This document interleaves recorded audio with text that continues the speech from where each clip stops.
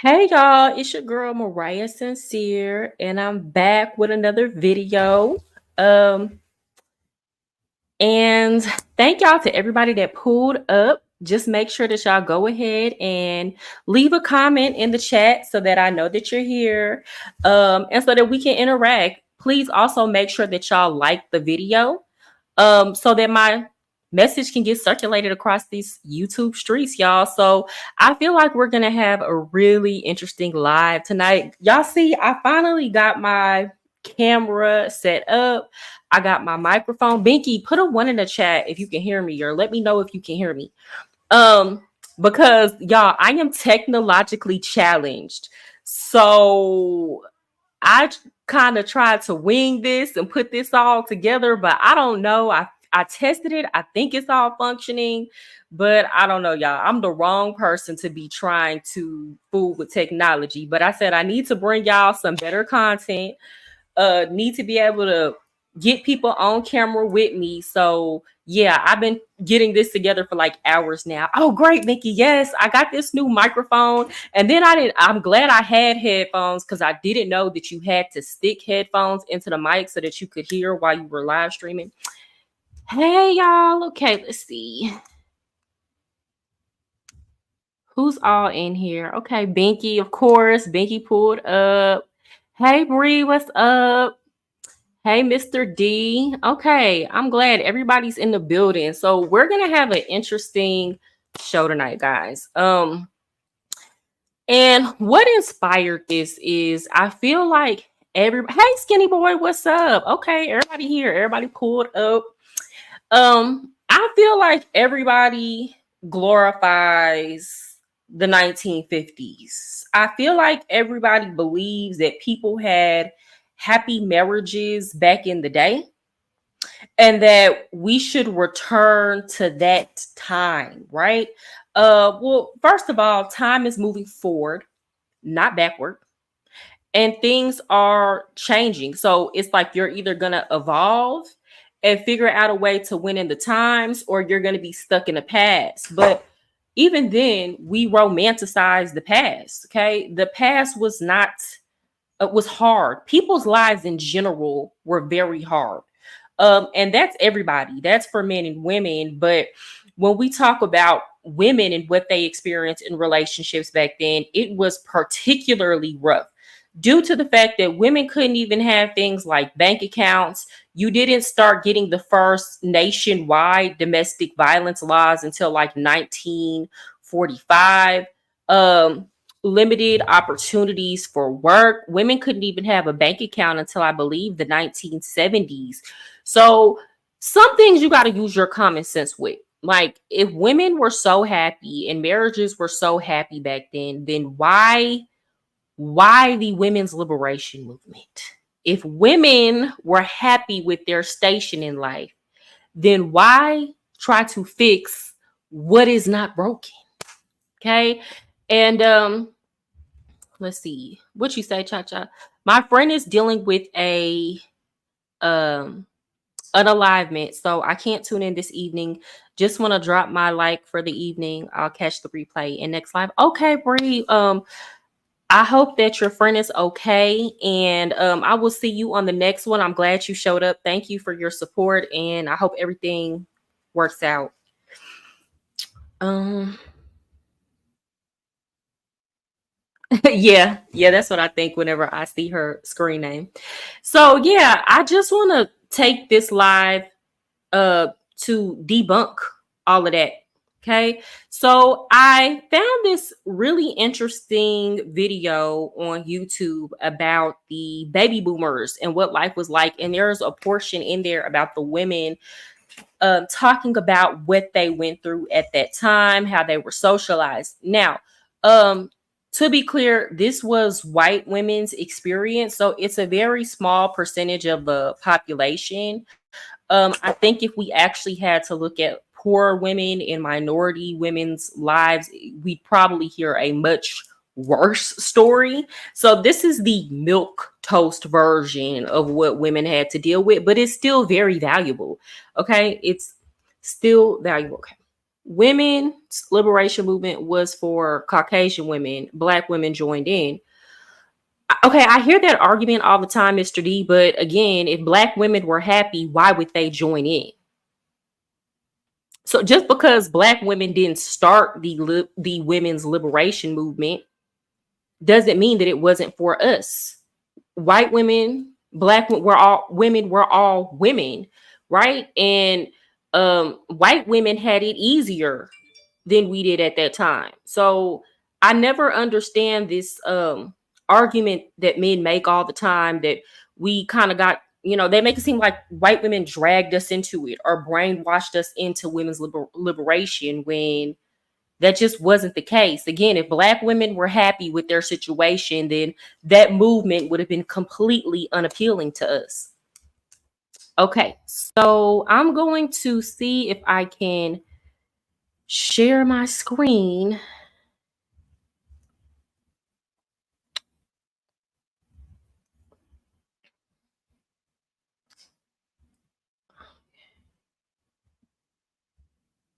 Let me see.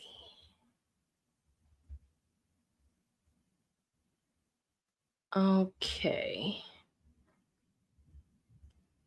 Present. I think that's what I'm supposed to do. Share screen. Okay, there we go.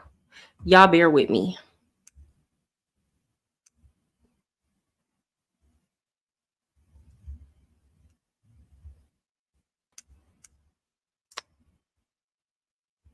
Okay, so I'm going to play this. Isn't it wonderful how this washer does all these heavy I things? cannot hear it. And what did Y'all hear girls feel was in store for them? A life just like their mother. Could y'all hear the video? I cannot hear it. Okay, there we go. Judy, it isn't as bad as all that here. Sorry, Mother. I was just thinking. About what? Oh, thinking of how awful wash day used to be for you before you had the electric water heater and the washer. So now I add the pectin. Educational films like this one reflect society's belief that women could find fulfillment only as housewives and mothers. Now I let it come to a full rolling boil again. It won't take long. You like to cook, don't you, Pet? Oh, it's not just liking to cook. It's more. It's accomplishing something. It's me cooking. Me, Susan Douglas. And not just cooking, but we're creating something special. Oh, I wish Miss Holland could talk to you. She could say it so much better than I can. Who's Miss Holland? She's my home economics teacher. Not enough of anyone means soup instead of jelly. Even girls who were sent to college often majored in what were called the domestic sciences. Well, there's one nice thing about it happening in...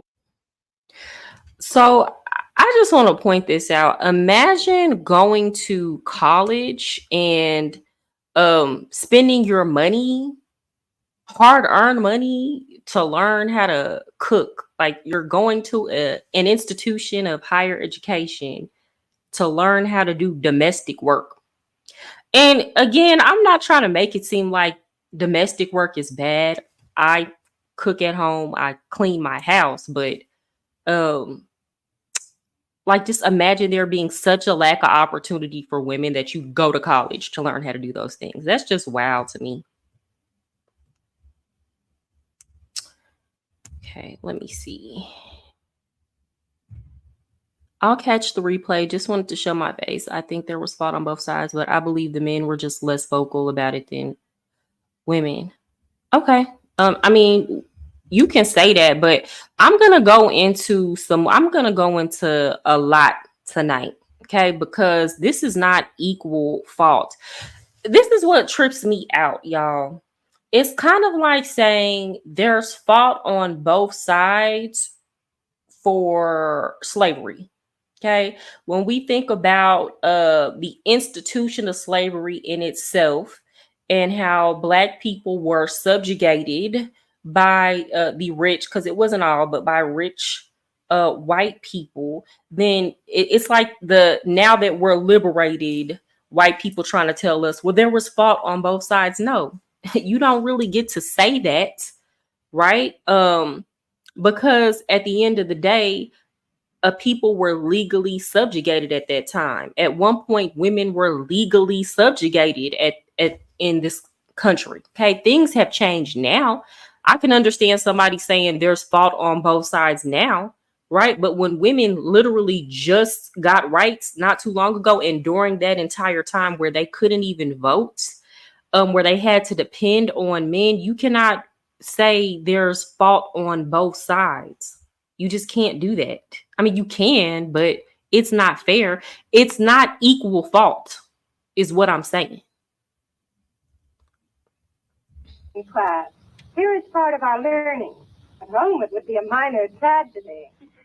There was a song when I went to college at Smith College, which they don't sing anymore, I know, that had a verse that went something like this.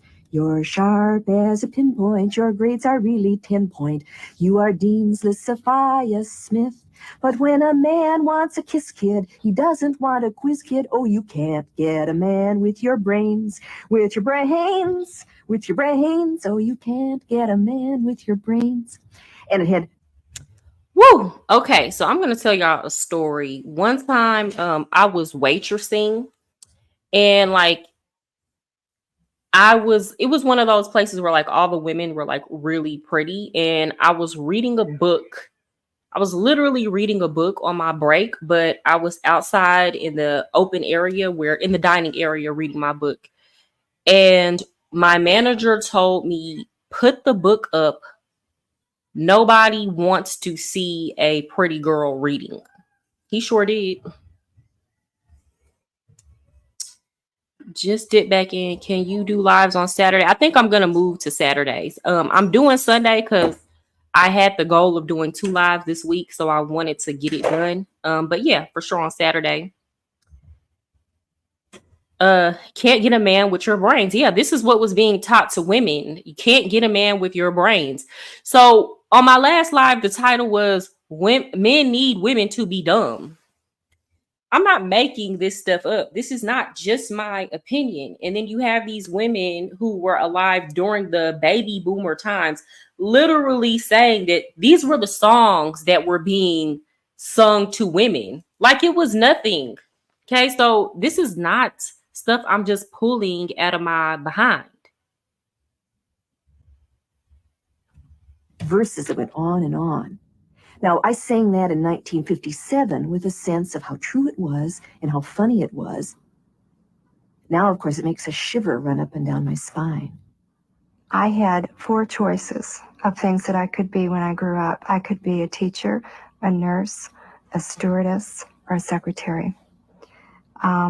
I couldn't go into things that dealt with medicine. I couldn't go into law. I couldn't go into the real professions. It was extremely limiting. And of course, the overall goal was to find a husband, get married, have children, and live with a white picket fence. I used to make little stews for my child, and he used to spit them out and stick them on the wall. But I went on doing it. I don't know why. Dr. Spock. I think Dr. Spock ruined everything. I really do. I mean, he's wonderful in the peace movement. But there was this whole image of giving your children everything you had, and they have to be satisfied, and they have to be content. And I think we gave them much. Okay, so I'm going to get off of that. Okay, guys, so if you think that these women, these middle class women who lived a middle class life and seemed to be able to have to afford things, I'm sorry, guys, seem to have the money to be able to afford to participate in this consumerist culture, happy. These white women, did they sound happy about their lives and the opportunities that they were afforded? Did you hear any of these women praising the way they were socialized?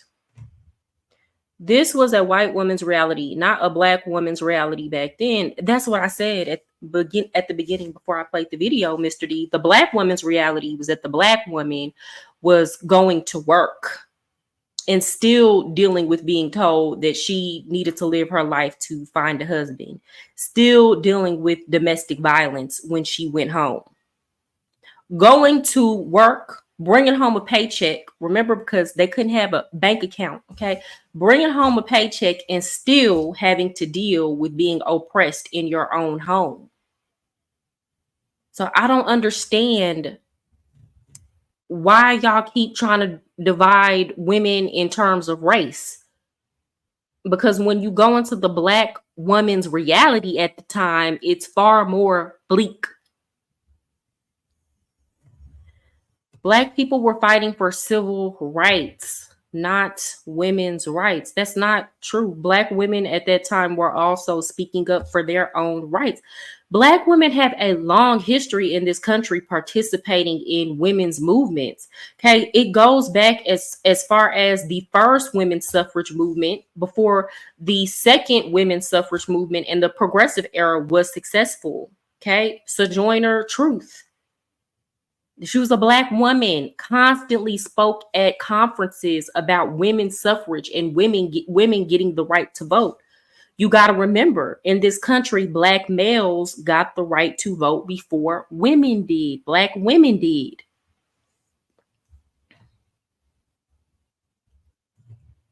So it wasn't just, when we talk about history, we like to talk about it as if one thing was happening at a time, when you had movements happening simultaneously. Do y'all understand? So when we talk about, like, so when I teach the 60s, right? Because I'm a history teacher.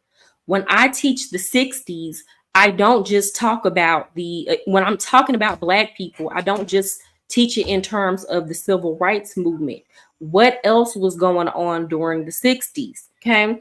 You get the beginnings of another wave of feminist movements going on, right? You also have the Cold War going on. There are several things happening simultaneously when we talk about the 60s. I guarantee all videos made on the subject, you will not see a black woman in it. You're right, Mr. D. Black women were oppressed. Nobody wanted to hear what they had to say, including black men. Like, it's 2024 and people still don't want to hear what we have to say, including black men get uncomfortable every time we bring up the black woman's plight. So again, y'all are trying, like, and I've heard Dr. Umar Johnson talk about this. Every time he talks about black people's issues, he wants to deflect from the fact that black women are still women. So it's like, forget about your issues and struggles and things that you go through as a woman. You're black first. But I'm a woman. Why should I have to set aside my womanhood when we're talking about issues that happen with black people? Because as a black man, nobody is requiring y'all to set aside your manhood when you're talking about the black struggle. That's not a requirement.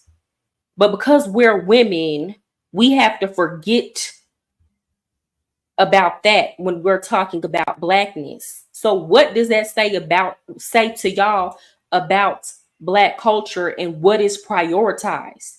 Because it's certainly not women and women's issues. Black men and women were fighting together. Okay, they were. Black women were black women were also fighting for their rights as women. Both can be true. Both can be true. Black women were also speaking up about their plight as women. Nobody wants to hear us today either. Yes, okay. People want us to, again, it's like, and that's why I don't really do the whole race politics anymore, because then when women start talking about things that specifically affect us, then it gets swept under the rug. And it's like, okay, forget all that. We black first. And it's like, no, no. I'm a woman first. Let's be clear. Because as soon as I forget that, that's when I put myself in a situation where my life is literally in danger. Now you say you teach on the 60s, right? Is the curriculum made by your research or the school's curriculum? So we have a state curriculum, right? And what I'll say about that is, again, I'm a history teacher. I didn't go to school to be a teacher. I went to school for political science. History was my minor. Geography was my third field of study. And I also studied economics as a fourth field. So it wasn't to teach these subjects in high school. Okay. I initially planned to go to law school. And I decided not to do that. I later on went and got my teacher certification. With that said, during my college career and even after, I did a lot of in-depth studies on these subjects independently of the Texas curriculum that we teach high school kids. What I will say is what I have found is in the Texas curriculum is, for the most part, consistent with my findings while I was studying these subjects in college. I would like to learn more about Black women's lives in the 50s and 60s. Let me see. I think there was let me try to find this because it's hard, y'all. Let me try to find this. I remember Nikki Giovanni and James Baldwin kind of did a sit down. Let's watch this together because this will kind of tell us a little bit more. So this is a Black man and a Black woman. Let me go ahead and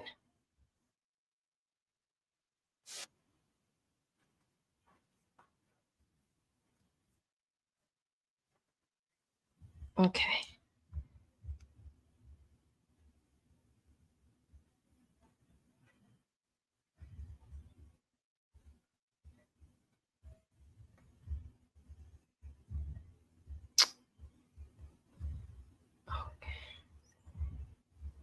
Set share screen.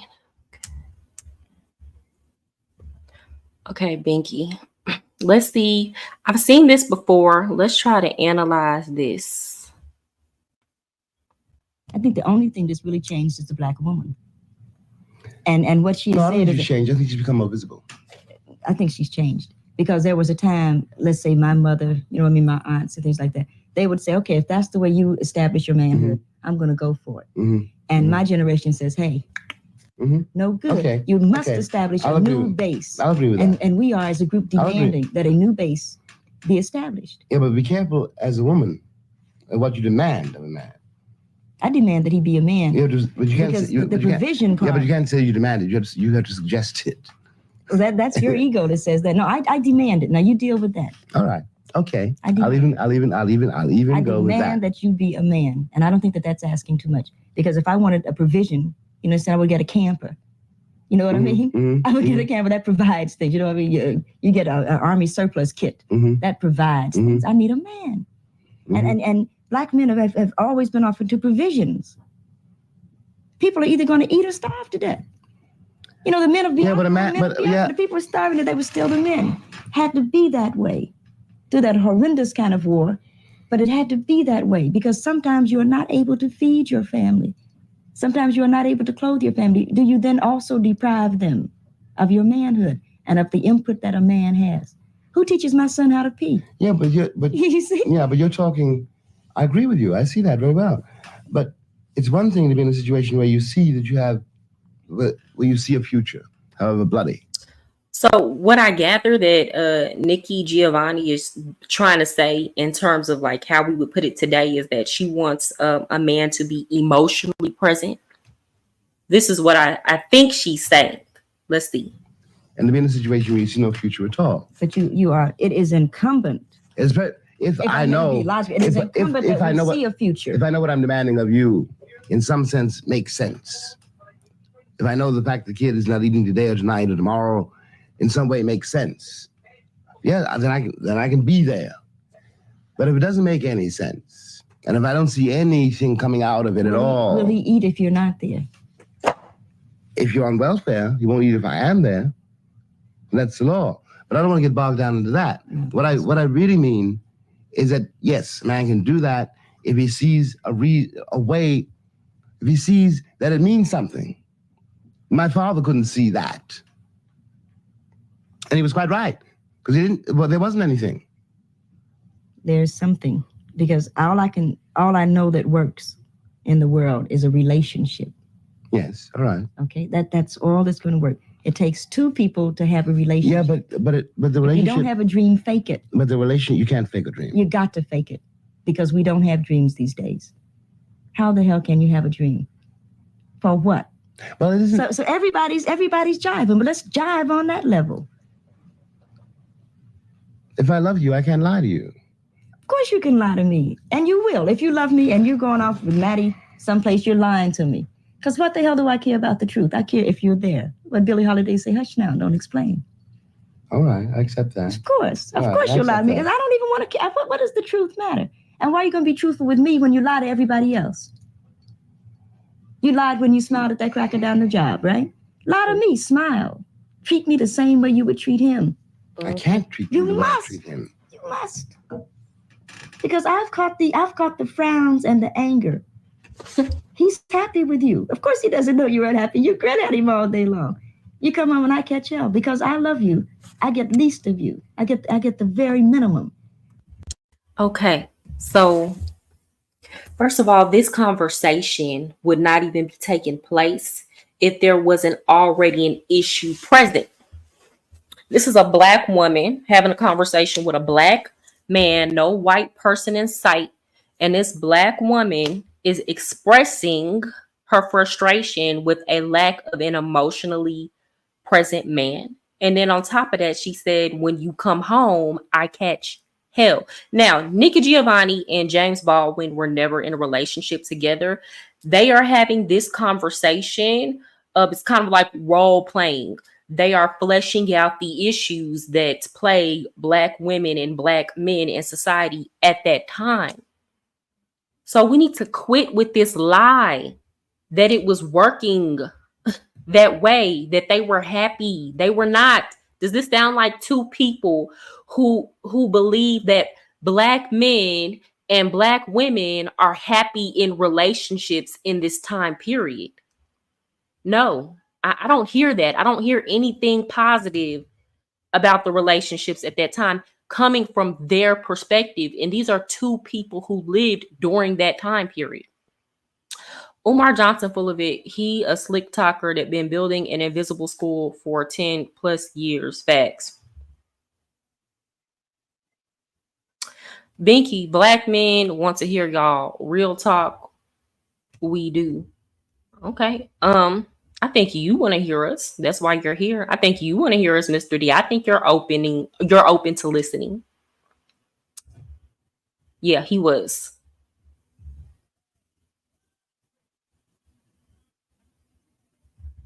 Yeah, Binky. That's all I hear during that whole conversation is frustrating. It seems like the message is getting lost, even though they're trying to understand each other. Okay, let's finish up. I'm saying, fake it with me. Is that too much of the Black woman to ask of the Black man? For 10 years, so that we can get a child on his feet that says, yeah, father smiled at mother. He talked to me about school today. Who cares that you can read or can't read? Most Americans can't read. Most people can't read. They look at the pictures. Baby, I know what you're saying. I know exactly what you're saying, and I don't disagree, but no, I'm going to be honest and think about it really. I'm not so sure that is a human possibility. I have to smile all day. She said smile. That's all she said. Smile. He said, I'm not sure that is a human possibility. Oh my God, these households must have been miserable. Because what? You can't even fake a smile for 10 seconds?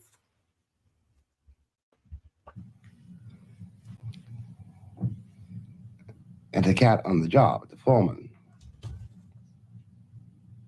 You don't understand why I'm smiling. Mm-hmm. Not because I want to smile, I'm smiling because that baby needs new shoes. I can't give a performance all day on the job and come home and give a performance all night in the house. Okay, so one of the performances will stop. Yes.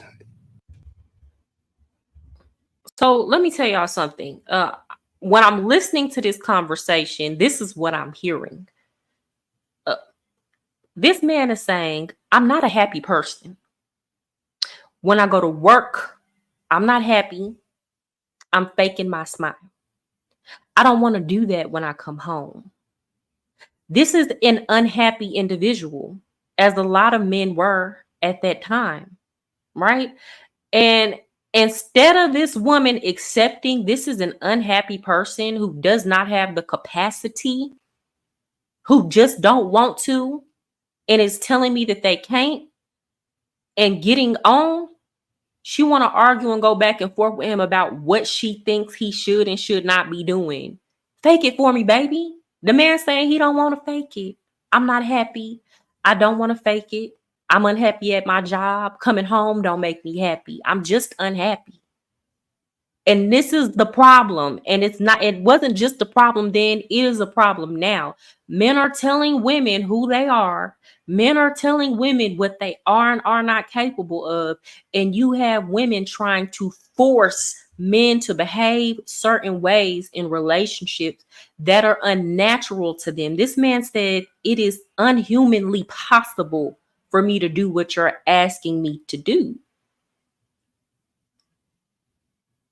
And you can't blame a man for being honest when he says stuff like that. If it's the truth, it's the truth, then it hurts.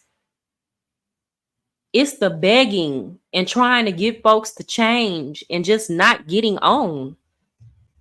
That's the problem. I'm not saying that it was heaven back then. I was a child during that time. I grew up in the 70s. My household wasn't the greatest, but through my life, relationship experience has taught me. Okay. Men and women need each other, especially Black men and women. I don't know, because this is giving pain. This sounds like pain. And this sounds very similar to what I have talked to y'all about what my grandparents went through.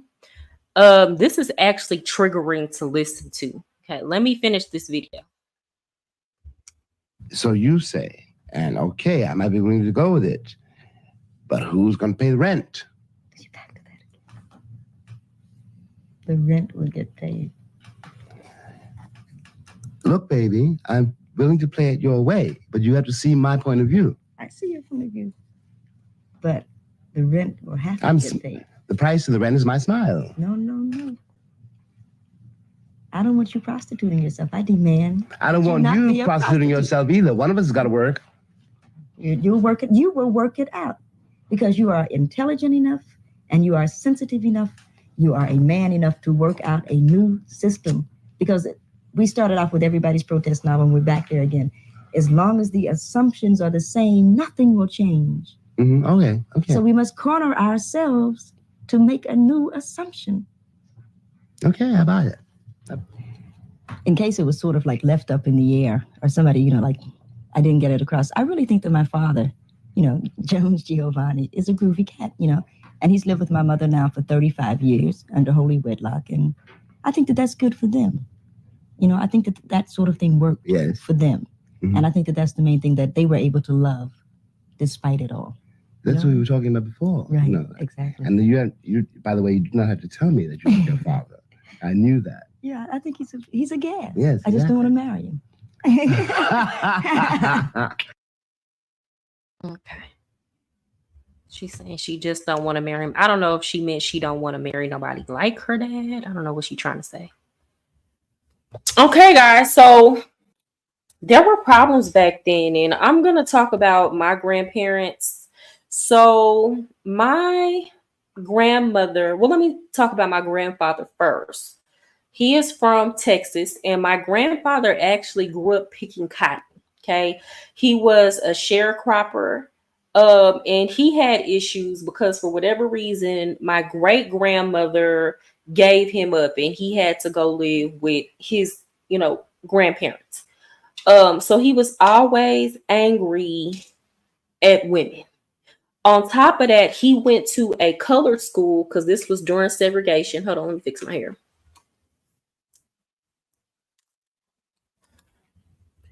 This was during segregation and they just passed him along. So my grandfather grew up not knowing how to read, as many men at that time, black men at that time, did not know how to read, right? So he gets with my grandmother, and my grandmother's side of the family is a completely different story. After slavery, that side of the family came into some money, like immediately after slavery. Um, Came into money. We had a lot of land in Marshall, Texas. And what happened is over the generations, this was like during my great grandmother's generation, you just had people being irresponsible with the money. But that side of the family comes from black people. Like my great great grandmother was the first black woman to sell insurance in Texas, right? But again, the wealth got squandered, and my grandmother ended up with my grandfather. And my grandmother was much more educated, much more capable than my grandfather, who already felt a way towards women. And he was mean. He was mean and angry. Um, from the outside looking in, this seemed like a marriage that worked. Like when they went to church, my mom and her sisters always had the best clothes on, hair always done, clothes creased up. My grandfather appeared to be the nicest, sweetest man, but at home, he was an absolute devil. Okay, first of all, my grandmother was always having to fill out his job applications because he could not read. And then when the jobs would find out that he could not read, he would get fired. And that's not necessarily a problem within itself. It's just whenever he would see his daughters read or excelling in school, he would get upset. On several occasions, he slapped my mother in the face because she was reading. It would make him mad. Um, he drove my he drove my grandmother everywhere. My grandmother never learned how to drive. And again, that seems sweet. Oh, he's a masculine man. He's always driving his wife everywhere. But no, he wanted to be the only one that knew how to drive because he wanted to control my grandmother. Okay. He would cheat on my grandmother several times and she would beg him to stay with her.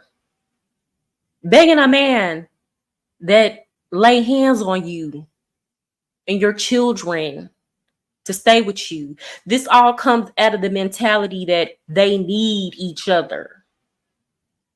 Well, my grandmother didn't need my grandfather.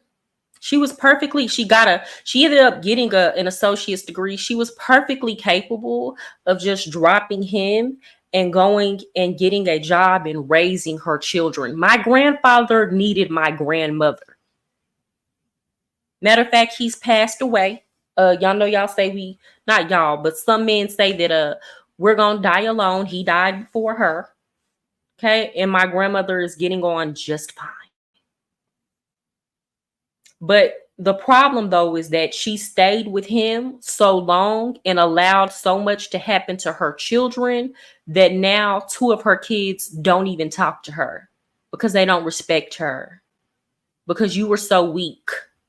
And you needed this man so much that you didn't care that what he did was detrimental to your children. So when men tell women you're going to die alone if you don't do what it takes to get and keep a man, it's very possible that you can die alone if you don't have kids who are willing to forgive you for what they're going to go through as a result of a certain type of man being in the house.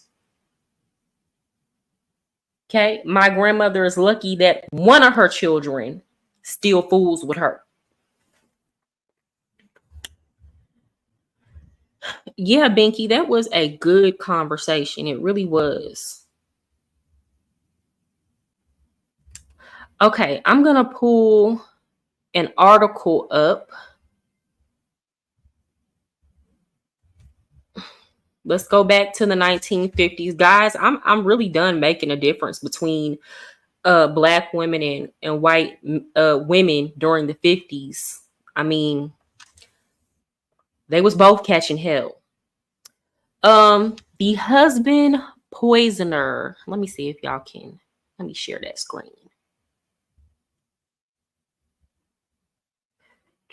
Present.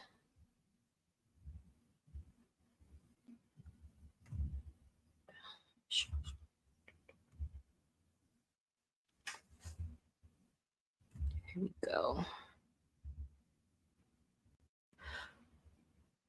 Okay. So let me make sure y'all can see this. Yes. Okay. The husband poisoner, the forgotten murderers of 1950s Sydney. I believe this is in Australia.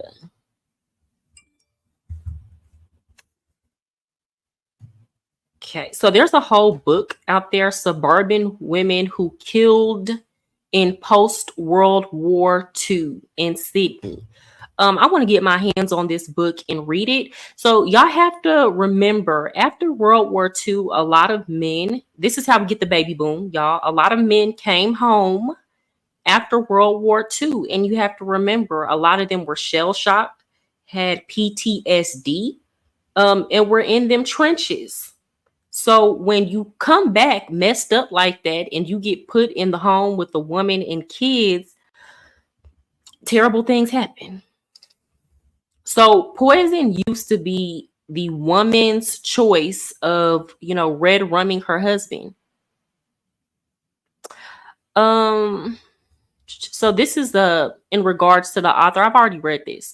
So she herself didn't know about the epidemic of thallium poisonings carried out by women in the 1950s until she went looking for the information herself. So this was an epidemic. Women in large numbers were murdering their husbands during the 1950s, in a time where everything was happy and relationships were perfect and relationship dynamics were better. How many of y'all have heard of women today in 2024, when we can get divorces, where we don't have to get married? It's not a societal expectation, where you can literally just move around if you want to. How many of y'all have heard of women poisoning their husbands? That's not really a thing today. But it was then. It was then when you couldn't get a divorce, right? And you couldn't divorce because we needed each other. Just how much information she found amazed her. Brethren saying she hit the jackpot when she discovered the cases of Yvonne Fletcher and Caroline Grills. Fletcher was jailed for poisoning two of her husbands with thallium rat poisoning, while Grills was found guilty of murdering multiple family members with the same product. Oh, she was a psychopath. Their cases were carefully documented in legal files and newspaper reports at the time, but brethren wanted to know more about the women behind these lethal crimes. As much as the history is really, really important, my stories are about people and about why people make the choices that they make, she says. I was dissatisfied with either the dry recount, which lists dates and names, or the tabloid approach.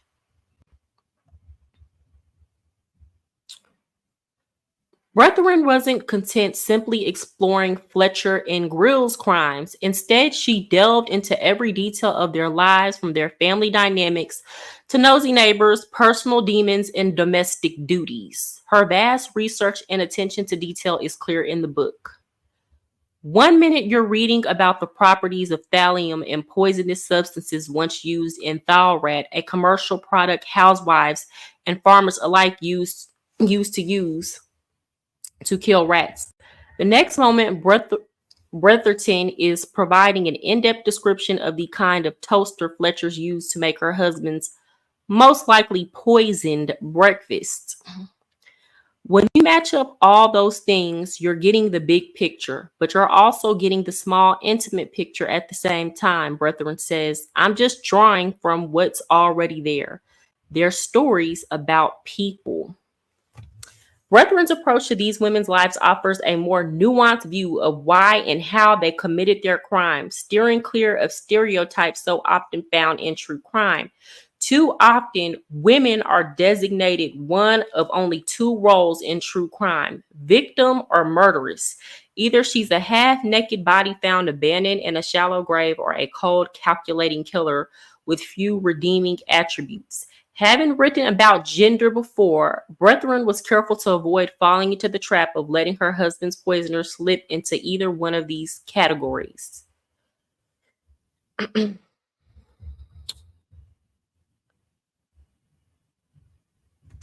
Okay, and then I have another article. Oh, here are some laws, guys. I don't know if y'all can see that.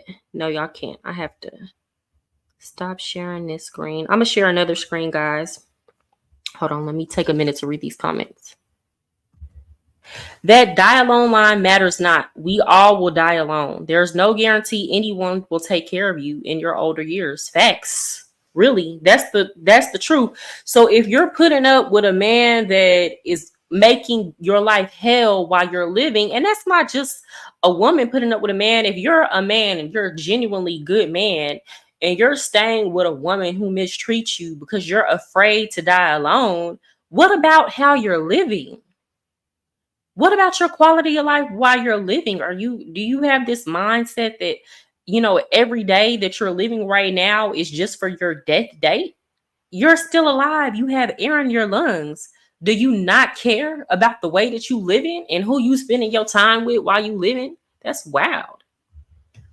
Life is trial and error. We live and learn. We're not perfect as humans, but the change instead accepting what was. Well, that's true. Yeah, life is trial and error, and nobody is perfect. I do agree with that.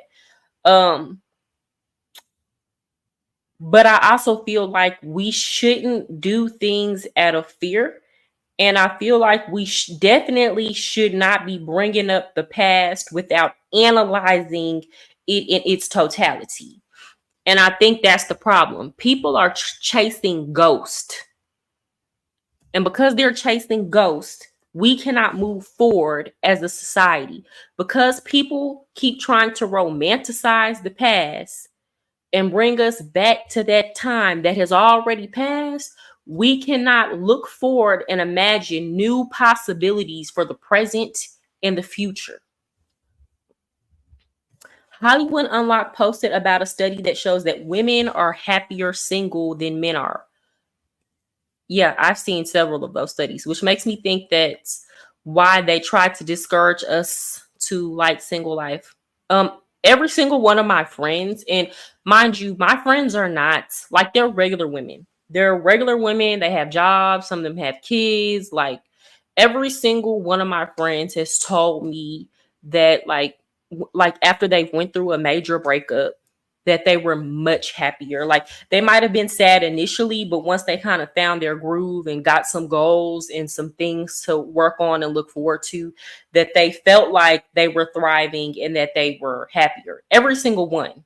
So that's just some anecdotal experience, but I've never heard a woman who, like, the only time I hear women complain about being single are women who don't really have anything going for themselves at all. Like, they don't got nothing going on. You know what I'm saying? Like, them women that always got to be in a man face, always got to be texting a man. Like, they never work on themselves. They're the only ones who I see constantly complaining about being single. And it's annoying. Divide and conquer has been the goal, and we're losing as Black people. Every other ethnicity rise and dies together. While we say we don't need each other and will be alone, I don't think every other ethnicity rides and dies together. Mr. D. I just think that they're not as vocal as we are about their problems. Like, I've talked to plenty of people of other races, and like I've heard Hispanic women complain about Hispanic men complain about Hispanic women, and I've heard um Hispanic women complain about Hispanic men. Um, I've heard Asian women. Like, here's the thing: when I sit with other races of women and we talk about men, we all are saying the same things. We're all saying the exact same things. I think this conversation is just more vocal between Black women and white men, but we're all saying the same things. Um,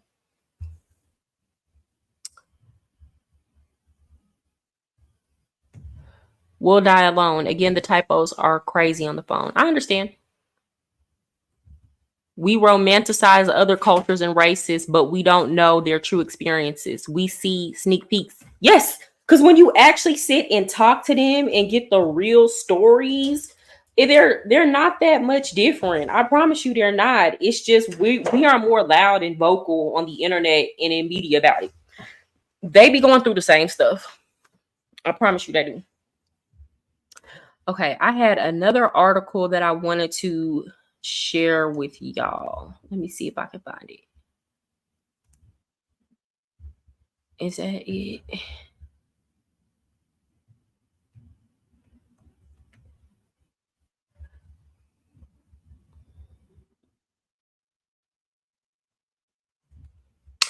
Okay, let me share this. This is for the connections for violated women and their children. I need to start trying to clean up my language because I don't want, like, when my channel is close to getting monetized, and I don't want to not have certain videos monetized because we was on here talking reckless. So I'm trying to clean up my language.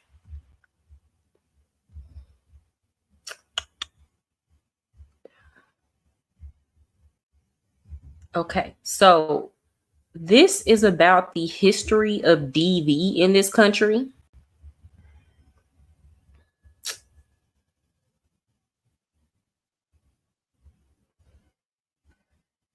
So this says until the 19th century, there were no consistently applied legal consequences for men who physically violated their wives and female partners. In fact, all until the 1970s, it was not only legal, but socially accepted for husbands to violate their wives.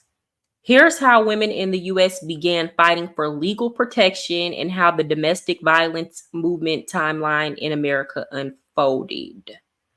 Okay, so the 19th century, that's the 1800s. And it looks like this movement didn't pop off until the latter part of the 1800s. So I teach about women's suffrage a lot, guys.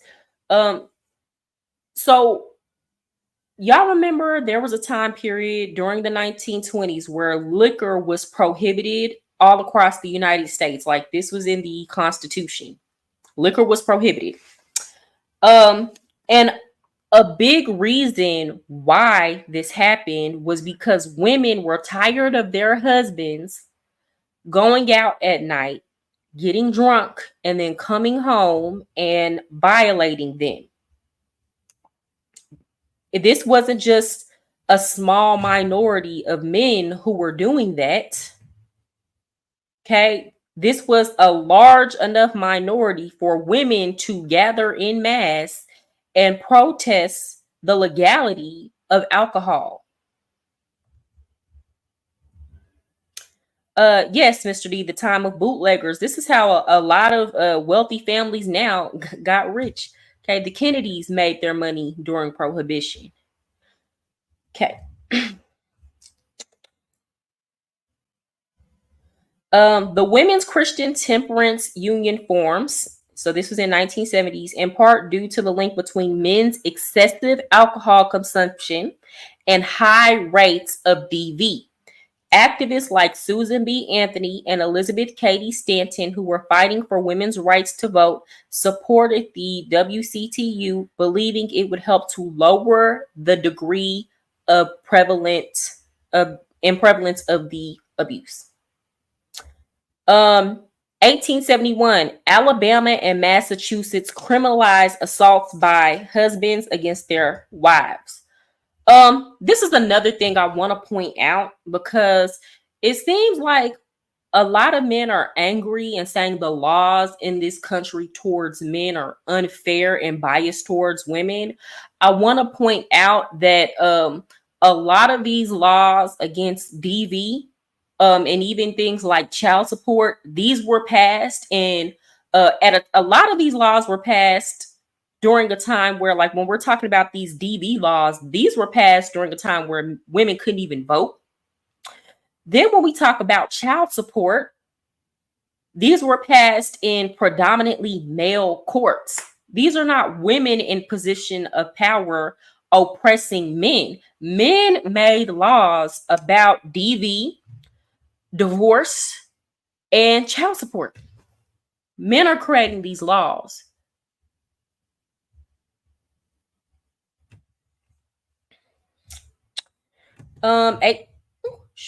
Sorry, y'all. 1874, North Carolina follows suit in criminalizing DV. Around this time, Maryland does the same, and New York begins hearing cases against marital raping. Okay, so you got women getting raped in their marriages, and it's not even against the law.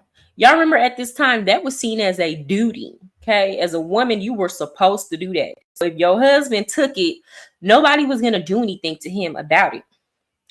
Finally, though, in 1945, marital rape is outlawed throughout the entire U.S. Y'all, women got the right to vote before people decided that marital rape was wrong.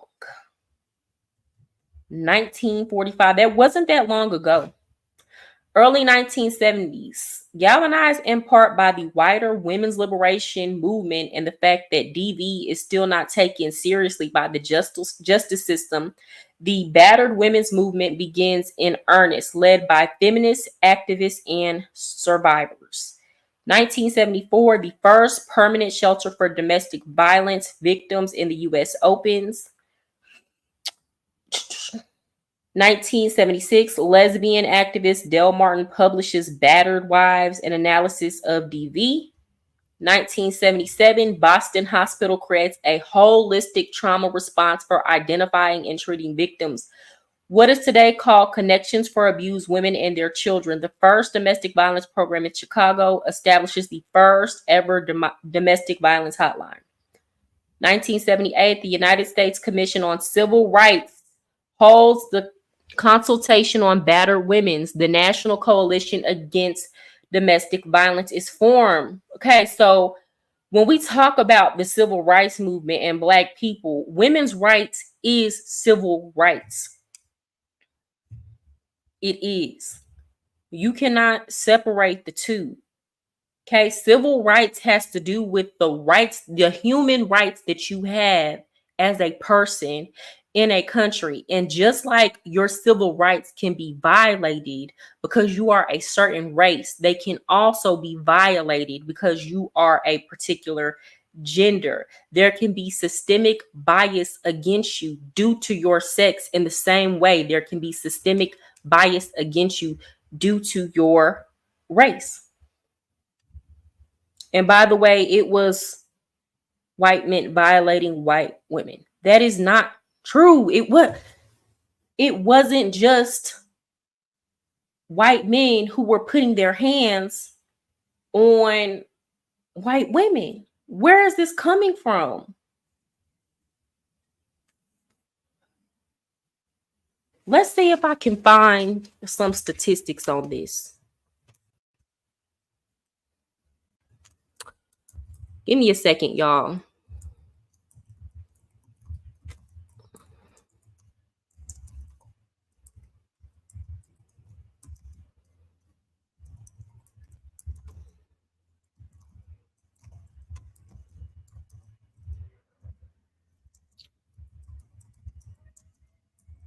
Let's see.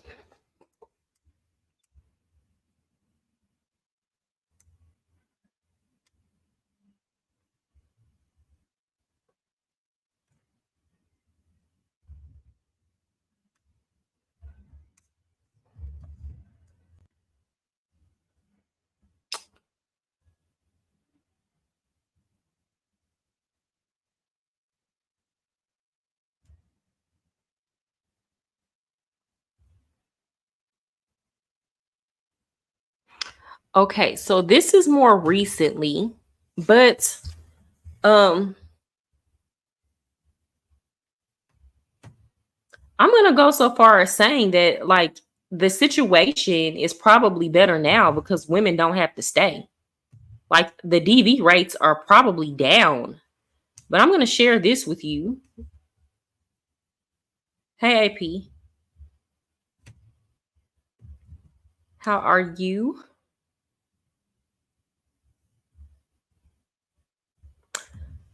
All this you're discussing was based off of the white households. Mr. D, I just showed you Nikki Giovanni and James Baldwin's conversation. So I'm not just talking about um white women, but I mean, even if let's talk about black households, that it's gonna make it look worse. This is what I'm saying. Y'all need to quit doing that.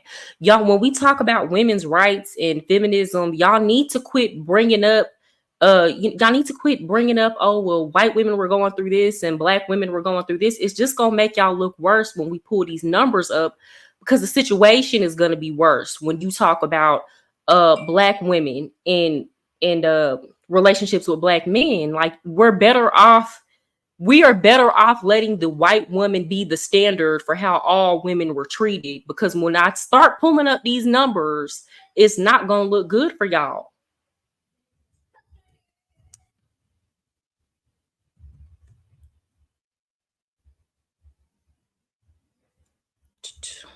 Stop screen. Okay.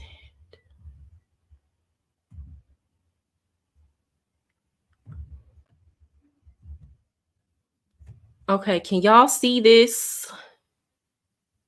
Let me see. I hope y'all can see it. Okay, good.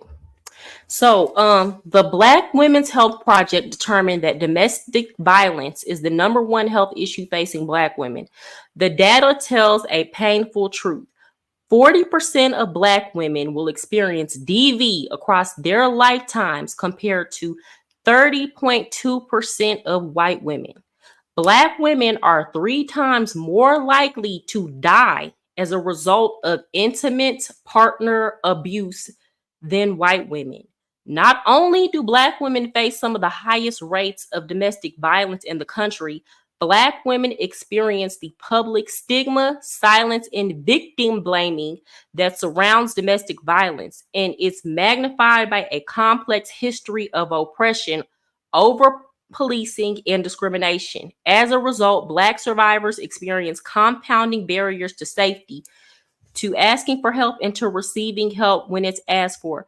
Like, here's the thing. Let's not play like when I was growing up, if a man, like, in my neighborhood, if a Black man beat his wife up, she didn't call the police, because it was said that she was the one who was going to go to jail, or you're helping the police oppress another Black man. So it was seen like Black women kind of took a lot of that on the chin in the name of trying to keep the Black man safe, in the name of the Black community.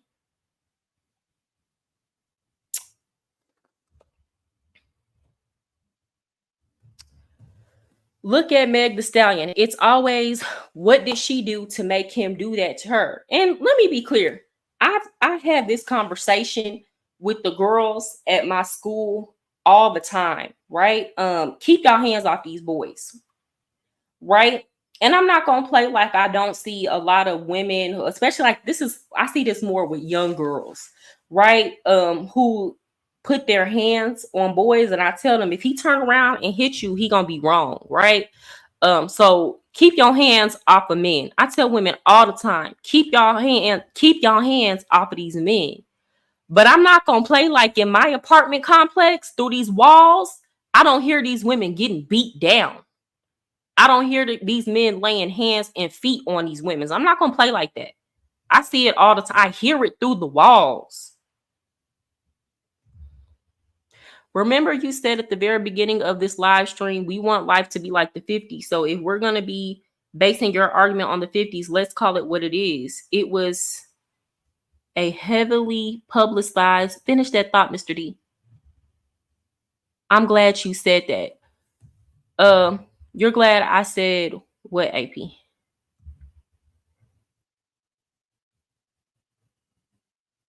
That's what's most important. Everyone isn't raised to not hit back, never initiate. True, yeah. Never initiate that. I say that to women all the time.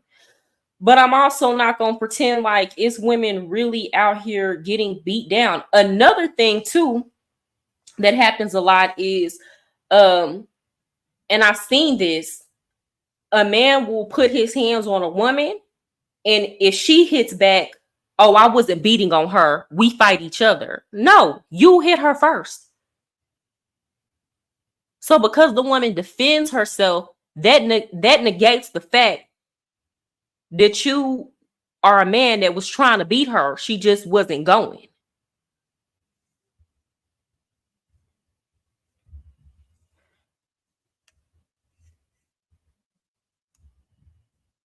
How quick these young women are to turn to physical violence first. Yeah. But with that said, I've also seen the opposite. Like, I promise y'all, with the young men that I'm seeing today, they are more like, they be happy. Like, they be more ready to beat a girl down than to beat the dude that was just threatening him down. Like, and that's another reason why I talk to these girls, because I see it. They want a girl to lay hands on them so that they can release whatever anger they feel towards women on that girl. They be happy. They get excited when they say, oh, I wish a girl would hit me. I'm gonna beat her down. They get excited. Their eyes light up. Okay? They really do. And that's why I say stay up out their face. When they get to doing all that rah-rah and cussing you out, just let them do it. Move around. They ready. Waiting.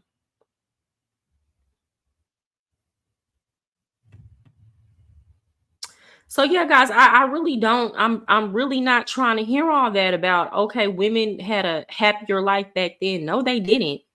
And you just got to use your common sense with that. If women were happier back then, why would they have been marching for their rights and petitioning the courts to change things? And I want y'all to stop insulting Black women's intelligence when y'all make it seem like we was following in behind white women. We don't even follow in behind them today. Everybody always following what we doing. Black women have always been more than capable of making conscientious decisions about their lives and what they want for their lives. It's not working when y'all sit up here and try to brainwash us into thinking that white women tricked us into believing in women's rights. No, there were problems that existed that made certain elements of the feminist movement appealing to us.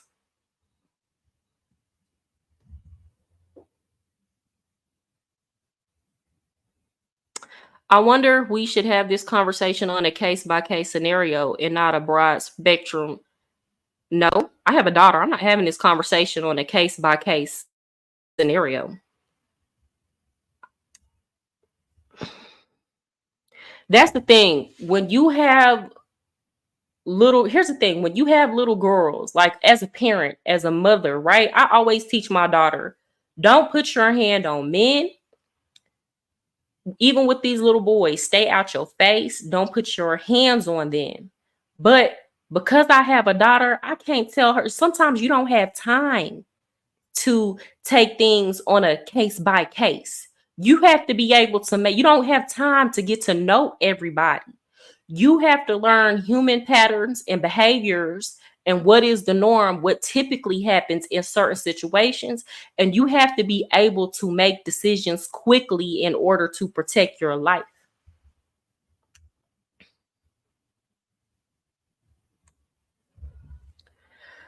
The movement you have on the screen started in 1983. This is recent statistics, not part of the 1950s. Let me see if I can find that then. Domestic violence against Black women in the 1950s. I feel like we just making it worse at this point, but I will find what you're looking for, Mr. D.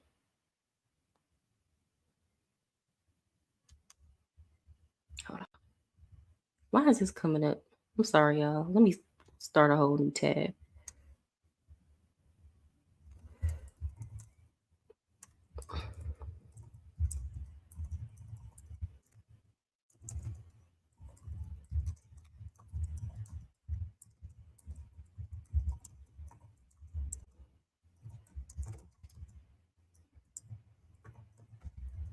Let's see.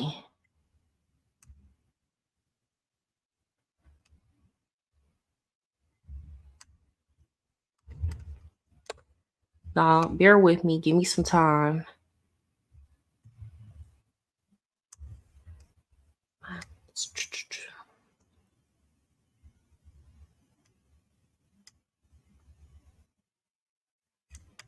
There's a lot of sources on this, but like I try to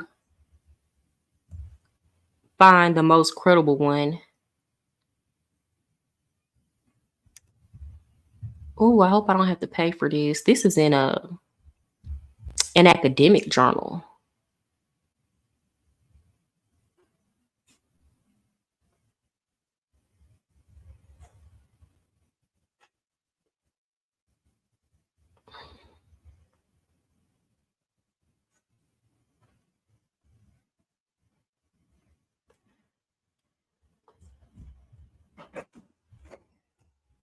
Excuse me. Give me 1 second, y'all.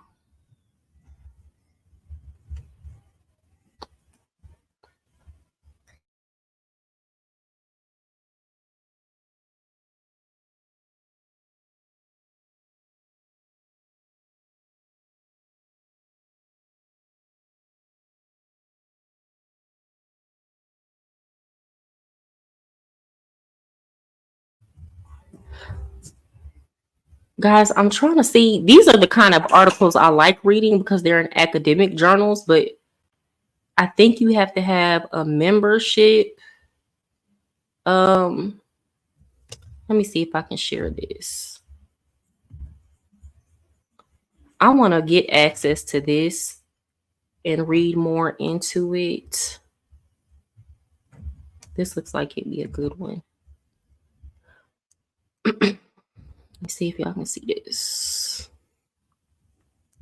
So this is in an academic library, y'all. Like if you've been to college before, these are like approved, credible resources that are peer reviewed in an academic setting.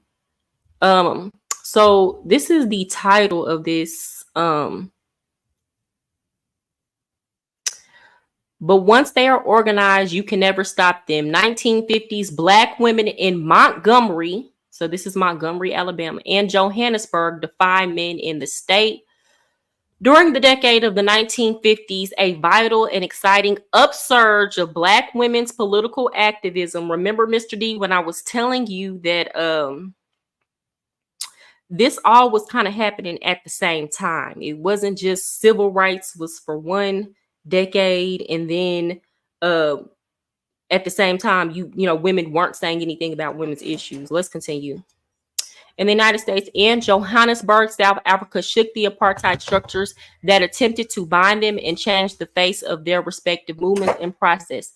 Similar patterns of white supremacist domination and Black resistance in these two sites of Africa and her diaspora make for compelling historical analysis of the tie of each of these locations firmly to the other in a cross-cultural network of liberatory movements. When Black women's courageous and often very risky activism and leadership were explored comparatively, and when the women themselves, the important subject of history of struggle, new insights are gained about who they actually had to fight.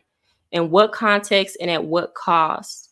The masculinist tendencies of the later 20th century nationalist movements within Africa and the diaspora notwithstanding, Black women's knowledge and experience bring a critical difference to the study of these two liberation movements.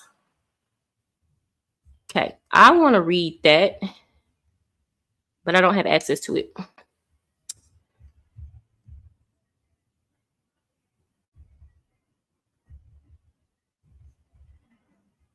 Let's see.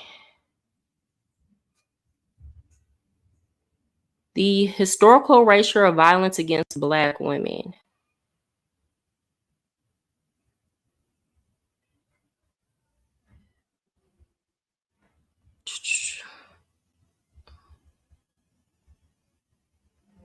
See, this kind of stuff, I want to like read it on my own instead of trying to bring it up here to y'all, and I haven't read it.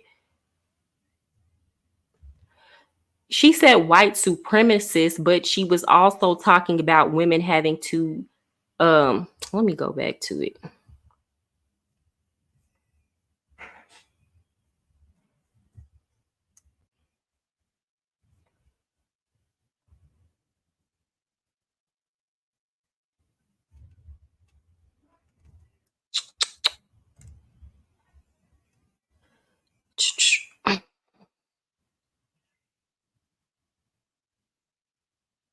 The masculinist tendencies of the later 20th century nationalistic movements within Africa and the diaspora notwithstanding. Okay. So I already know based on this that they're going to have to talk about that. When she says that, they're going to be talking about how women were facing discrimination by men, how these movements were dominated by men, and women were put on the back burner. Black women's movements in the article was referring to white people stopping that movement. You're right, but they still have to deal with men within their own movements. Right? That's like kind of like when we talk about Nature Boy and Common Nature.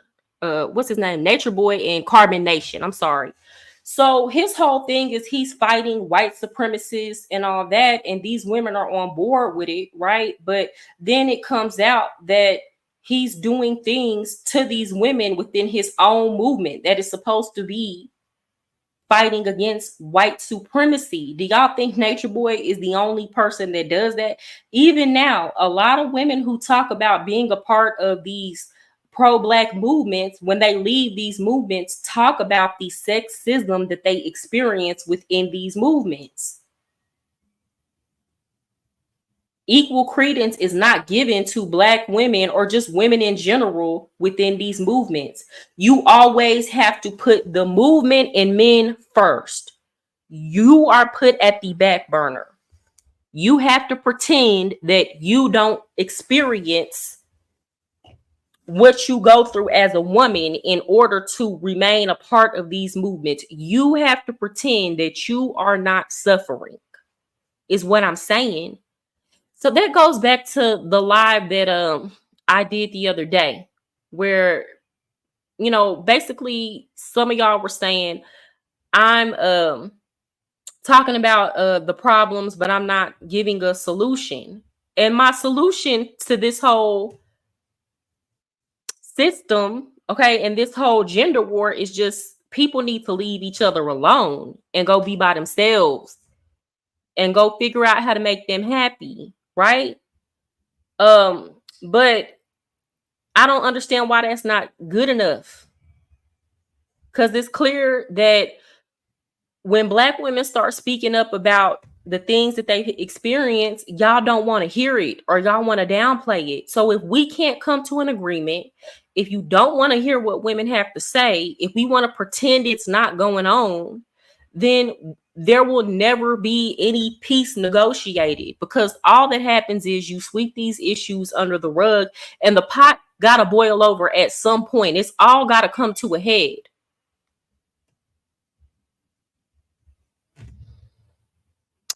Nature Boy, Brother Polite, and all these so-called conscious communities might as well help Umar open up the schools. All scammers. Facts, Mr. D, but that's the vast majority. Like I have not seen one pro-black movement on the internet that does not end in complete embarrassment, or where you have a whole bunch of men that is sitting up broke. Even a lot of these women. Okay, if you look at Lapeef Network and all of those women who were on there with Anton and them, all those women end up leaving. Okay, even the ones who um uh were, saying that black women are the problem and we need to be more feminine and submissive and taking the men's side about those issues, all of those women eventually end up leaving. And then you hear a whole nother story. They're talking about these supposed married men and all the stuff these men are sending them in their DM. These men who are promoting marriage and black women and black men need to be together.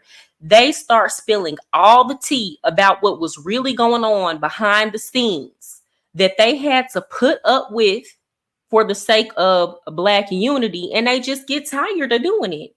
Now, I'm not excusing those women because, in my opinion, they should have known what that was to begin with, but it is what it is.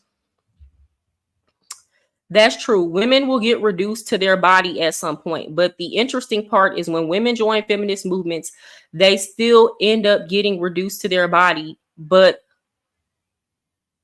some lint liquor. What do you mean by that? Do you mean by some lint liquor? What you mean lint liquor? What you mean? Well, at least you admitting that women are just getting reduced to their body. Yeah, because these movements all end up becoming, a lot of these men in these movements just sexualizing women and telling women they need to be in the home doing domestic work for them, and that they need to play the back. And again, when I showed y'all that video at the beginning, yes, it was white women who were in the house cooking and cleaning, but they weren't the only ones in the house cooking and cleaning and had a lack of opportunity. Black women had a lack of even less opportunity than white women. Do y'all think that black women were happy with the lack of opportunities that they had?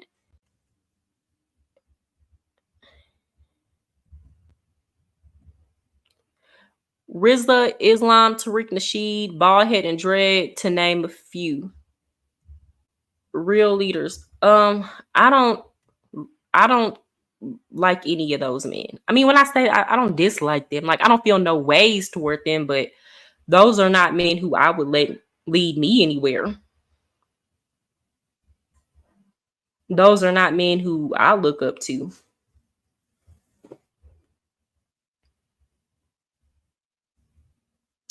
Back to what you were saying, AP. I think that the only way for women to not get reduced to their bodies is for them to take control of their life. Like, I see a lot of women too, and this is the problem I kind of had with Amber Rose's movement. When she kind of came out. Now, first of all, I'm not saying women need to walk around with uh long dresses to their ankles on. I think we need to think about our intentions and why we're doing things.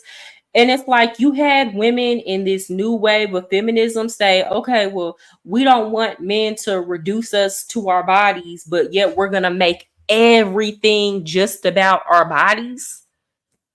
And it's like you're doing the same thing. You're just kind of rebranding it when that shouldn't even be the focus. And again, women don't have to walk around all the way covered up, but it's like you go too far. When I see some women who they cannot walk out the house without having to show literally everything, wearing them fishnet shirts with they think because they put the fishnet on that's some type of coverage. Girl, we can still see your areolas. Taking it way too far. Describe the type of man that can lead you. No man can lead me. I mean, I'm responsible for me. No man can lead me. Now, in terms of a man that I can respect, A man that I can respect and we can walk side by side would be a man who is honest, right? Doing things with integrity, somebody who's not trying to manipulate or force situations, living in their truth, hardworking. When they say that they're gonna do something, that they actually do it. And if they can't do it, it's for a good reason and they can communicate that. Um, one who looks out for the people around them, not just when he feels like he can get something sexual for them. Like, I always respect men who I see, like, there are some men who will only open the door for a woman if she look good, right? But I watch and see, is he going to open the door for this older woman? Is he going to open the door for this woman who she might not necessarily look the most attractive that day? How do you treat people who have absolutely nothing to offer you? Okay. And a man who is consistently a good person when he has nothing to gain, that's the kind of person I respect. But even then, you can't lead me because I know where I'm going. I have my own goals, dreams, and plans and aspirations for my life. Another person can't be the captain of my ship and the master of my universe because I'm that. So if I meet a man that I can respect and we have goals that are in alignment and I can still self-actualize while being with him, then we can do something. We can make something shake. But if I got to give up me to be with him, then no, I'm not doing that. Shahrazad Ali, women need to watch her classic videos. I don't want to hear nothing that old fool has to say. Okay, she was up there justifying domestic violence. That was a fool. Okay, I watched all of her videos. She sounds stupid. Okay, the stuff that she says, it's giving you want to get beat up when you get home. That's the stuff. That's where she leads women to domestic violence. Every good leader has to also know how to be led. Do you disagree with that statement? No, I don't disagree with that. I think for a time, right? So when I'm thinking about my life, I've paid my dues, right? And not only that, when I need knowledge from somebody who's trying to get to where I'm going, I seek that knowledge, right?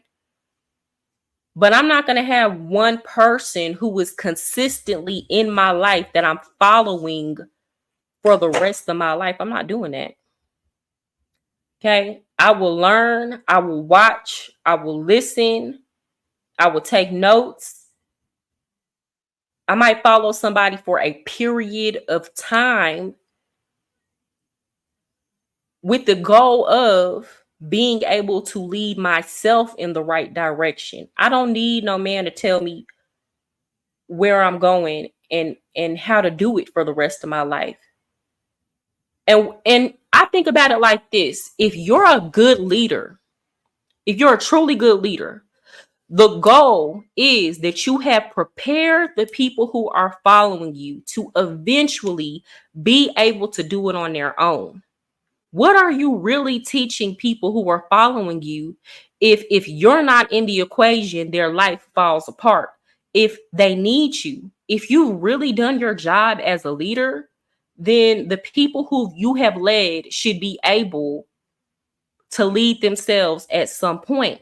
So when I think in terms of a relationship, I'm not looking for a man to lead me, especially if it's a man who I plan on having a lifelong relationship with. Shahrazad Ali keeps it so 100. Most women can't accept what she is saying. It's not that I can't accept what Shahrazad Ali is saying. Like, I believe that Shahrazad Ali, if you're a woman who really wants to be in a relationship with a man and you really want to get along with men, Shahrazad Ali gives you the step by step on how to do it.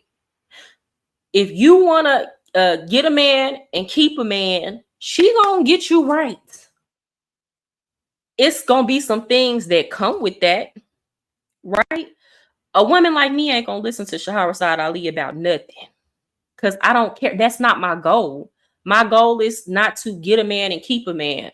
And I'm not willing to. Shahrazad Ali also talks about the stuff that a woman is going to have to put up with to get a man and keep a man. I'm not willing to put up with those things. If I have to keep my man, and put up with all that comes with it and be single, like I'm gonna choose single every time. If I gotta put up with the stuff that Shahrazad Ali says that we're gonna have to put up with, I'm gonna choose being single every time. So I understand what you're saying, where like I think a lot of women, they don't want to accept the fact that in order to be with a man, they're gonna have to put up with all the stuff that Shahrazad Ali talked about. What women want is they want all the good, they want men to be who they believe men are or should be. I don't think like that either. I've accepted how men are, and it's no love lost. Honestly and truly, I really don't feel no ways towards men. I feel like there are women out there that they can date, but I'm not the woman for that. Miles Monroe taught about leadership, AP. He was the truth. Is he on YouTube, Mr. D? Yes, she did condone domestic violence. I watched her sit up and do an interview where she said instead of a man punching and hitting a woman, he should do an open-handed slap. She sure did say that. But an ignorant man will take her points and spin it. I'm not saying like, so to me, if you say you should slap, like not condoning domestic violence would be saying men should not hit women, or women. Here's the thing. Even if men are gonna hit women, then my advice is if men can't stop hitting women, if you don't condone domestic violence, then your advice would be to women, then just leave. Don't be with a man that hits you. She felt like she was taking the middle ground by saying, okay, man, don't beat her all the way down and put hands and feet on her, just slap her. So she felt like that was the better solution. No. Because then would you tell your daughter to stay with a man that slap her? Because then regardless, at some point that man, first of all, don't hit my child. And second, how long can you control that kind of anger and rage to where it's just going to be a slap? Normally, these things escalate. So it's like you're trying to control a lion. You're trying to put a woman in a cage with a lion and then tell the lion to control how much violence they inflict on the woman. And that's just never going to work. At some point, he's going to lose control. But even then, I don't care. Don't pinch my daughter. How about that?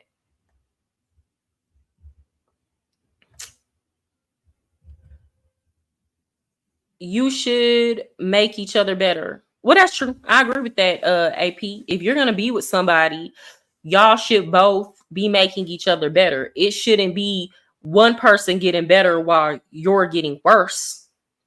Okay, you shouldn't have one person getting all the benefits and sucking the life force out of you. And you're not getting nothing. Yes, Mariah, he is. I totally respect your choice to opt out. Yeah. And I'm not saying I'll never, because I don't know. I'm not saying I'll never, ever be in a relationship, but I don't see how I could be. Honestly and truly, I don't see how I could be in a relationship long term because I know me. The first time you cheat on me, I'm gone. I'm gone. That's it. That's all. I'm the type, if you yell at me, I'm gone. Like, I don't like men yelling raising your voice at me, because then I feel like you're gonna beat me up one day. Now, fortunately for me, like I haven't, my past few relationships, like I've been in relationships before where men have never during that whole time we were in a relationship yelled at me or threatened me or called me out my name. That's another thing. Call me out my name and it's over.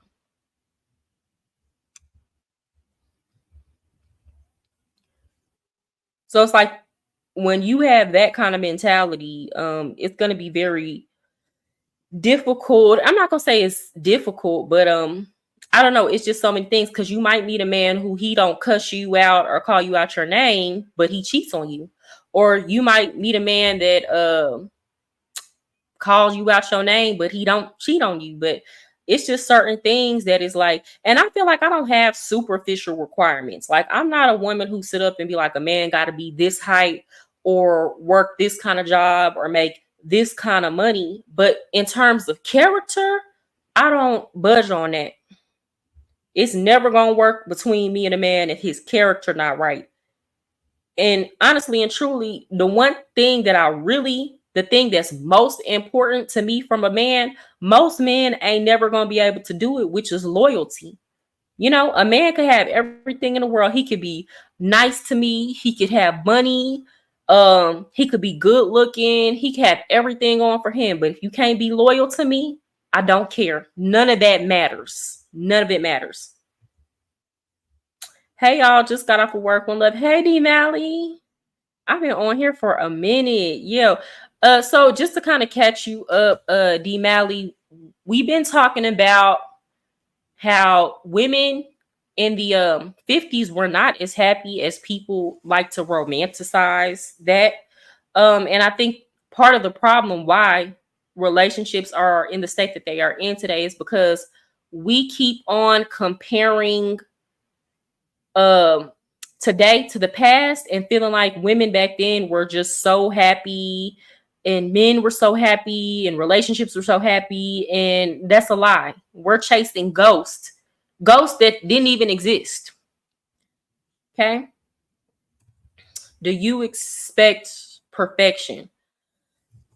No, I don't expect perfection, but I just expect my basic humanity to be respected. I mean, I feel like that's wild. And when you say you want a man that don't cheat on you or don't call you out your name, that you expect perfection. There are other areas that you can be imperfect in, right? Okay, there are other things that I'm willing to settle on. But I've been in relationships and never cheated on the person. I've been in relationships and never called the person out their name. It's not that hard for me, but I do understand, because of the way that men are wired, it is very difficult for y'all. So when I ask for what seems to be basic to me, then I'm asking for perfection. When I'm like, I could be willing to budge in a lot of other areas, but when I say character and not cheating and being respectful toward me, then perfection comes to mind. And I'm like, nah, I've never said that.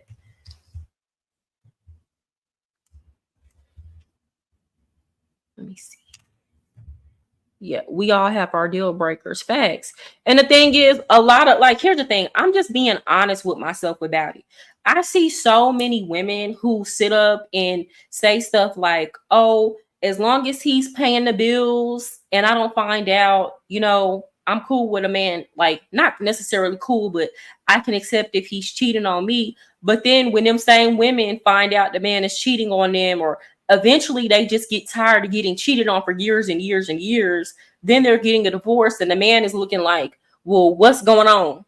You know, like, I've been the same person this whole time. And it's like, yeah, you have. She been lying to herself about what she can take this whole time. Most women can't deal with that. I'm just honest with myself about what I can't deal with. I'm not going to sit up and tell no lies to myself about what I can and cannot deal with. Do you reserve the right for you to fall to temptation if you were in a committed relationship? Me? No. I feel like if I cheat on a man, he needs to leave. Because most women do. Yeah, I'm saying this on a record and on camera. If I was with a man and I cheated on him, I expect nothing less for him to leave. Respect yourself, baby. Because I clearly didn't. Choose you. A perfect relationship does not exist. Successful relationships require a lot of communication. Yeah, I agree with that. There's no such thing as a perfect relationship, and you definitely do have to communicate within a relationship. Again, I'm not asking for a perfect relationship. I'm just not dealing with no cheaters and nobody that call me out my name and put their hand on me. That doesn't equate perfect relationship. You just not gonna cheat on me and you're not gonna call me out my name and you're not gonna put your hands on me. It's just not happening. And if it does happen, it's done. That's what I'm saying. I'm not gonna. I don't see how women sit up with a man and like I feel like I can never feel the same way. Once you do stuff like that, I'm never gonna feel the same way about you. Like it's never gonna be the same. Like that's enough for me to look at you differently. I don't see how women go through all that with a man and sit up and are not constantly triggered by looking at him. Like just you sitting on the couch, it's like every time if a man did those things to me, every time he wouldn't even be doing nothing. He could be sitting up on the couch watching football, minding his business, not even be bothering me. I would look at him and have a flashback to when he called me out my name. I never call people out their name. Good.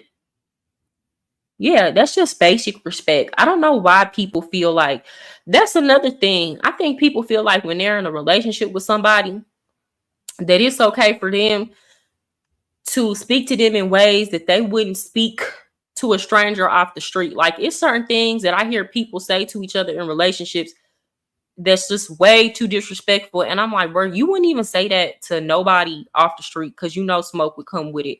These are strangers. You know, charity's supposed to start at home and spread itself abroad. I'm not saying you're not never going to argue with the person that you're with. It's just certain lines shouldn't be crossed. You know, I'm not saying you're never going to disagree with them. I mean, I'm not even saying that you're not going to raise your voice a little bit, but you're not finna to the top of your lungs be screaming at me and think I'm finna be living in the house with you. No, because in my mind, you a ticking time bomb. Any day now, you gonna put your hands on me. It's smart to know your deal breakers and be upfront about them. They know where you stand. Yeah. The problem is people don't believe it. Okay. People don't believe it until you stand on business. I'm gonna leave every time. And here's the thing about me, like I know me because I will try. I promise you. I've tried. Like, I'm one of those people, I might try. Like, I might tell myself, you know what? I can get through this. And I might try to get through it for like a week, maybe two. But eventually I'm going to leave. So it's like, let me stop playing games with myself. I'm leaving. It's certain lines that if you cross, it don't matter how much I tell myself I'm going to be able to get past it and move on and we're going to be able to stay together. We're not. So let's not play these games. I'm not going to play with you and you're not going to play with me. Even my exes don't get called out their names. That's not my thing. No offense, but I think if you were in a long 10-year plus relationship, you would change a lot of your beliefs and opinions. No, I wouldn't. I would get on. I don't think so. That's what I'm saying, AP. You would never get. If one of those things happened, if a man cheated on me, called me out my name, or yelled at me, it wouldn't even get to the 10-year. It wouldn't get to the 10-year mark, is what I'm saying. Okay. The longest relationship I've been in was 5 years, right? And it's crazy how so I talked to an older woman about it, and she saw the person who I was in a relationship with, and she was like, "Girl, you don't think that you could have made that work?" And when I told her what I experienced from that situation, she was like, "You don't think you could have just stayed with him and prayed to God that he would change?" And I'm like, "What?" That just sounded so crazy to me. And I had to realize most women think like that. Most women think that if you stay with a man over time, he will mature and change his ways. And in some cases, he will. but it's not because there's been a genuine change. A lot of the times it's just been they have less testosterone, so their sex drive isn't as high, or they're not as aggressive, or they just don't have the energy to be how they used to be. It's not because they decided that they wanted to make a change because they wanted you all that bad. It don't really got nothing to do with you half the time when they decide to make them changes. And again, I'm not going to experience those kind of traumas for 10 or 20 years hoping that you change, because my quality of life is decreasing at that point. Now, because I'm been scared to be alone or scared to let a relationship go because we don't put time in, then now I have exposed myself to traumatic experiences. No, my opinion not gonna change on that. It kind of reminds me of like teachers. So if y'all don't know, teachers are going through it right now. And this will be my last year teaching, and this is my second year teaching. It don't take me that long to realize when something is not working for me, and it don't take me that long to realize when an entire system, I'm not talking about my employer per se at all, when an entire system just does not value you, right? I see teachers all the time. I was in a teacher group. They've been teaching for like 20 years, always hoping and praying for a raise the next year, always hoping and praying that people are going to finally wake up one day and appreciate teachers. And they don't understand, the more they stay and take it, the worse the situation is getting, because they're too scared to walk away. And then when you talk about, doing something different, they're like, well, what else could we do? And it's like, ma'am, this is America. Sir, this is America. It's 1,000,001 ways to get it. What do you like to do? You're a teacher. You've developed so many marketable skills. Like, the world is your oyster, but because you have this scarcity mindset that this is the best you can do, on top of that, because you put in all these years, you don't want to feel like you wasted it by walking away. And I'm like, bruh, you've paid into a retirement system for like 15 or 16 years. You could walk away and take that money and start a business, go do something else. But because you're moving in fear, you're continuing to accept and take abuse. And it's all because you feel like you put in a lot of time. Don't spend, more time making a mistake, continuing to make the same mistake just because you spent a long time making it. I don't care if I was with somebody for 10, 15 years. As soon as I realized I should have been left, it's over. That's a wrap. That older woman was trying to save you from the loneliness she feels in her current stage of life. Most older women yearn for companionship, and they have let go of all those strong feelings you have now. I'm going to say that's most older women. See, here's the thing. I love that I do have other, like, again, when I think of the older women who I see feel like that, and I look at them, they're not living a full life, right? When I have heard older women say those kind of things, and mind you, that older woman that was saying that to me, she has a man. Let's start. She got a man. So part of the reason why she's saying that to me is because she got a man. But a lot of the older women who I have met who are unhappy being single, they don't keep up with themselves. They don't have strong connections and friends groups. They don't really have hobbies. From what I've seen, they go to work and they come home and they watch TV, and they feel like just because they've gotten older that they don't need to learn anything else, that they don't need to pick up any new hobbies. So if you're have y'all seen them older people who are still out here moving around, still looking good, still taking care of themselves? And yeah, they might be single, but the older women who I meet who are still out here living life, they don't share those same sentiments. Those women tend to tell me it's better to be alone than with somebody that's not treating you right. Or a lot of them have already been married and divorced. That's another thing. A lot of them have been married and divorced, and they tell me they don't want to be married again. The most they say they'll do is, I have a little friend and, he can come over my house or I go over his house when I want to see him, but that's it. That's all. Now that I agree with you on, you got to keep living, man or no man. Yeah. And it's the ones that's not out here living their life and the ones who are like so dependent on having a relationship for emotional stability that get up in age and be talking about shoulda, woulda, coulda, or they wish that they had a man. But most of the time, if you meet a woman who she's already been married once, maybe even twice, and she's still out here moving, she not even thinking about no man. She don't care.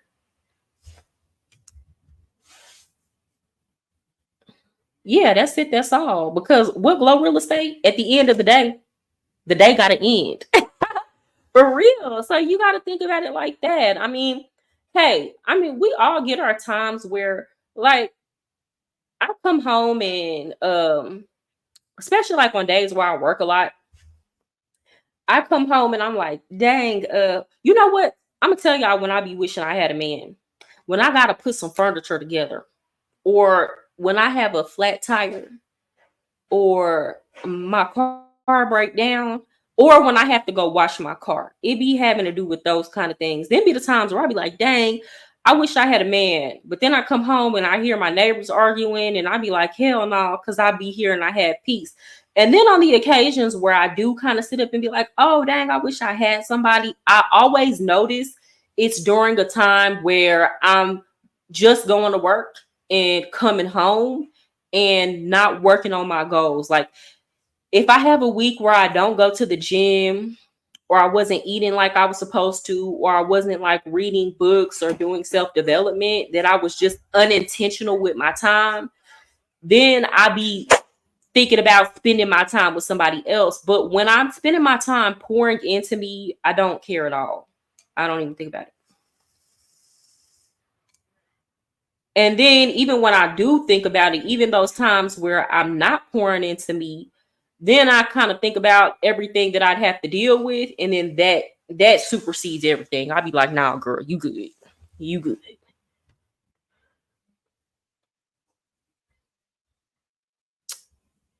All right, y'all. Is there anything else y'all want to talk about? It's 10 o'clock. I have to go to work in the morning. Y'all have to get up at 4 o'clock in the morning.